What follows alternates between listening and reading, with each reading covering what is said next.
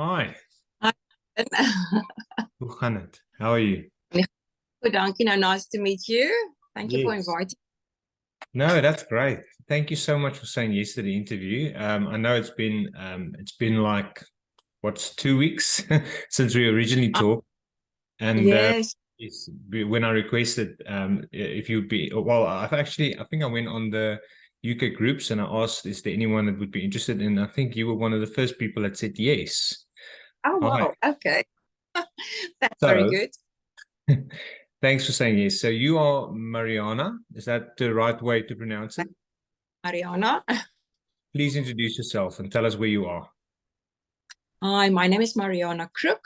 I live in England and I have my own Rusk business, which I post all over the country. I even have customers in the Channel Islands. Wow. All right. And then how long have you been in the UK for? Well, I'm now in my seventh year, Stephen. I moved from South Africa to Dubai, where we lived for 2 years, and I started baking there on a much smaller scale. And then we moved here because my husband has family in England. We didn't have any family in Dubai, so Yeah. we moved to be close to the sun. And at the beginning of lockdown, I had a little accident in the house. We had a house fire and I broke a bone in my foot, so I couldn't go to work anymore. So I had to start baking. Oh, wow. So that's basically thinking under pressure. Now, there's a lot of things that I'm taking from what you're saying. So, first of all, yes, you moved from Dubai to the UK, and you had work, there was income and everything, but in order to survive, you had to lean on what you knew best, and you sort of fell back on your South African heritage there because, I mean, Absolutely, making rusks, making fudge yeah, and cook sisters and those sort of things are the kind of things that we grow up with. And absolutely. how is business doing? Well, Stephen, very, very good. I think at this stage, I'm basically at a point where I have kind of outgrown my kitchen. So sadly, I had heart failure at the end of December, which is still something I struggle with. It's kind of a shock, I always thought of I'm fairly healthy and fit. So I used to actually burn the candles on both ends and in the middle because I used to work as a carer 3 times a week. Plus, I was working on my own business as well. So I was baking about 15 times a week. Um, and currently I'm not even on half. So I do it at a much slower pace. Wow. All right. Well, just don't feel nervous for the interview. It's not live. It's not live. I can if we make a bit of a mishap, I can always edit and fix it. So you said you came from South Africa, you went to Dubai.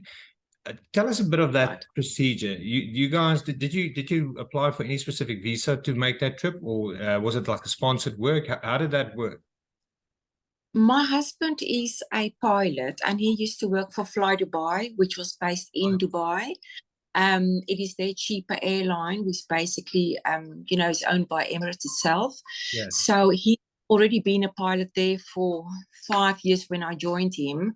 And, when it was kind of time to leave Dubai, it was a natural thing to come here because we are now about 5 minutes away from his son, which is obviously a lot younger than my own children. Yeah. So, yes, and, I must say, um, from experience, I can now say, living in Dubai as well as in England, our South Africans has got a very, very unique culture and we really click together.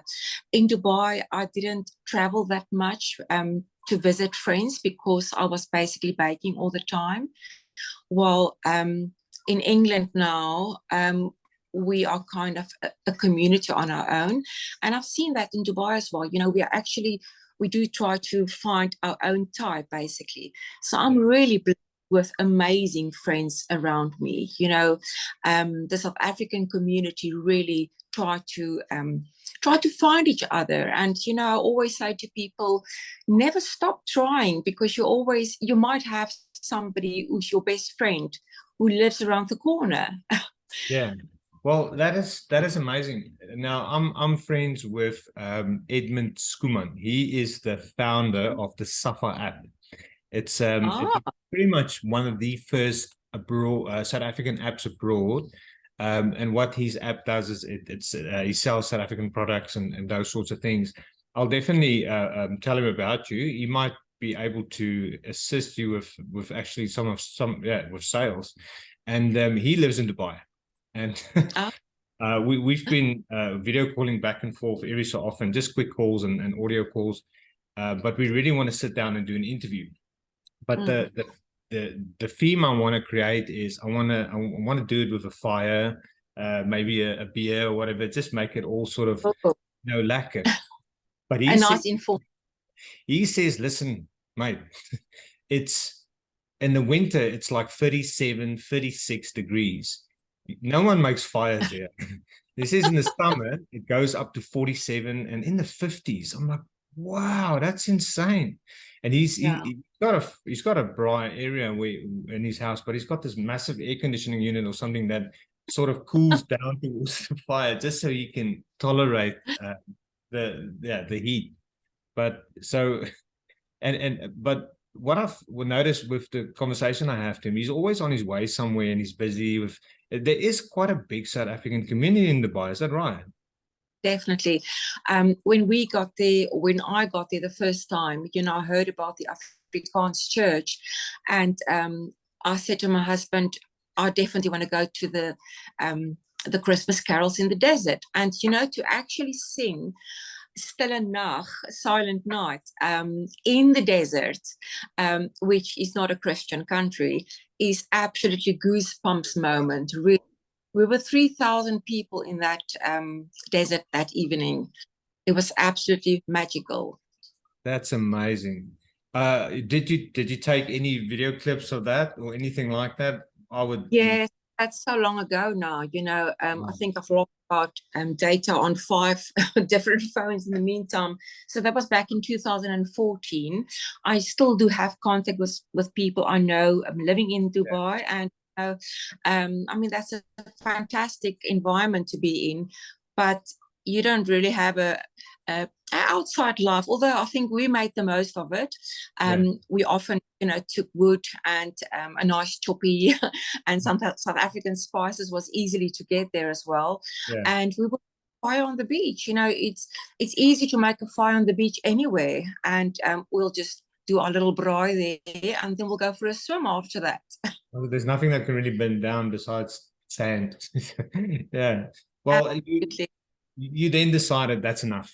You've had enough, so you're going to the UK, where you mentioned is a bigger South African community. Now, I can concur, having lived in the UK for several years, we had such a big South African community. Now, it's going to sound like a really a cliche thing to say, really, but I always thought it's the cold, it's the weather that actually brings the people together, because you can't do so much activities outside. So we Yeah. meet each other at the pubs, at the restaurants, at the garden centers, and that's where we're social.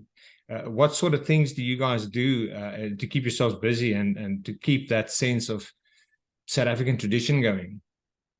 Well, Stephen, we started our own little group, a group of ladies, and it's now so big. It's 30 people, which is basically, half an hour this way and half an hour that way, because I'm basically between Chelmsford and Colchester, Yeah. and have about 30 South Afrikaans ladies on my WhatsApp group.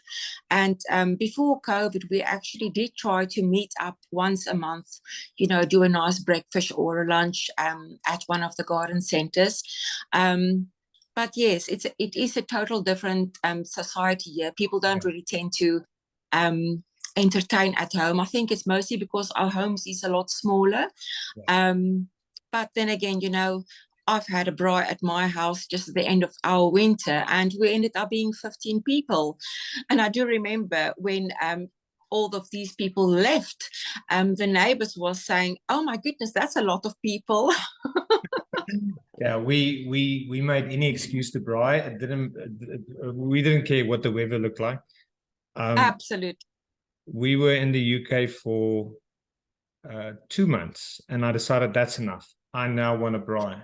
So I went down to there's like an outdoor sort of shop there. I can't remember the name. It's like a makro. It's like a garden center shop. You'll probably know the name now that I'm talking about it. I think something with an M. And anyway, B&M or B&Q, maybe B&M. no, not one of the. I know B&Q. No, it was another smaller one. Anyway, I was looking for charcoal because obviously I couldn't just find wood anywhere. And the wood that you get there just doesn't make great coals. Anyway, long story short, I come home with this bag of charcoal. I don't really know what I bought, but I'm outside there trying to make a fire in this little braai thingy that the guy had there in the rental. And it ended up lighting, but all I could see was black smoke. So the charcoal I bought was a oil base, something, I think for fireplaces. And I was, oh no, it's like I can't use. And suddenly this completely tattooed Pommy sticks his head up and he's like, "Are you trying to make a Barbie?" Like, and I'm like, "Yeah." He's like, "Oh, I've got some charcoal." And then he ended up, it was so embarrassing. A Brit helped me, a South African, to have a braai. I couldn't believe it. And my wife, she keeps telling the story because obviously thinks it's very funny. But yeah, Well, we had a good braai. As you know, the whole braai thing is a very male thing. Well, my husband is a Brit, so he is not good at all trying even. So I had to, just carry on with it because, I love cooking and baking. So this is something which actually comes natural for me. But yes, to do it on charcoal is impossible. I'm not used to that at all. I am privileged, though, to get Camille during here. So yes, I did hear that they ship them. Even in Australia where I'm now, they do ship it to Perth. I think, and from Perth they ship it wherever, Melbourne, Brisbane. Now, you say you're quite gifted with cooking and all of that, and you are known as the Rusk lady. Is that correct? That's your title? Yeah, my company is Beskuit Factory, and one of the clients recently said, "Be careful, Oma. Tani Mariana is on the way." Well, I personally believe a lot of the Rusk, a lot of the goodness about it is in the way it looks. Do you have one close by to show the camera? Ooh. Well, I've got samples here. Oh, look I've at already that. started boxing up all of my rusks. So these are samples. I like to give out samples. I've got a very active Facebook page for Beskuit Factory, and I do have a lot of people on there, who tend to sit on there and not order anything. Yeah. So I do like the idea of getting samples out because obviously I don't want any Oma supporters on my page. I need to convert. I'll admit that the flavor you just showed me is one of my wife's favorites with the seeds and stuff in them. I like them too. I'm a big Sutan, so I'm always I'm going for the caramel and the condensed milk flavored first. But if I was there, I would have been ordering, I can assure you. But definitely give me your Facebook page link. I'm going to stick that on top of the video and make sure everyone that watches this video would know where to order from. As a final exit question, are you guys now settled in the UK? You're not planning on maybe moving back to South Africa or anything like that, or even just a visit? Well, Stephen, my mom and my daughter is actually visiting in 2 weeks' time. Today, in 2 weeks, they will arrive, and I'm very excited because I was trying to figure out yesterday when my mum was here last. Now, she's now 84. And that was actually pre-COVID, which now seems like it's so far away. So she must have been here in 2019 for the last time. So she hasn't even seen our new house. And, lots of obviously change in the meantime. So I'm very excited to have a year, and then I also do plan a visit in September, middle September till beginning of November. But I think for for the foreseen future, I can see myself as a swallow, possibly, being here for 6 months and 6 months in South Africa, as I do have adult children who might have some grandchildren at that stage. But yes, for now, my dream, I think especially after my heart failure at end of December, that really has kind of pushed the boat out. My dream to become famous in every household of the UK is now bigger than ever before. Yeah, well, it'll definitely help motivate you. If I may ask, how is that going now? Are you feeling better? Are you in the Well, mend? it's a very big adjustment, I do have my fatigue and my tiredness that's still there, because my EF on my left side, that's the eject function of your heart. It was only 23% when I was basically diagnosed, and it's supposed to be 50 to 70%. So 23 is really low. So luckily these days, they do all of that stuff with medication. So I'm just trying to adapt every day and not taking on too much. Things like this heat is getting me a bit. Yeah, But it's summer. Mm. I kind of remind myself every day, I think the old Mariana, who's always on the run, is going to happen. That's not going to happen. It's a much slower pace now. And luckily my customers all do understand. But that is also why I feel now is the time to do it. I think the rest of the world must know about Beskuit Factory, because I actually have customers coming from as far as South Africa, because you know what, everybody has got family in England. If you only look at the percentage of the people, of the South Africans who moved out of South Africa to other countries, I get orders from as far as Australia, because they have people in England. And on some of the people, they actually started asking, are you doing Finland? Are you doing this? Are you doing France? Now, pre-COVID, I did do a few parcels to France, but, unfortunately, it took about 2 months. But the good news is, if the Beskuit can go over the Drakensberg, it can actually go over the Thames as well, and over the British Channel. So it did survive to do a whole 2 months trip. The world is a much smaller place than it used to be. Mariana, thank you so much. We'll keep praying. We'll make sure that your video gets seen and you get some clients, and that will just maybe help you get closer to that dream of yours. Thank you so much for the interview. Absolutely. It was wonderful. Nice meeting you. Have a fantastic day, Stephen. Okay. Bye.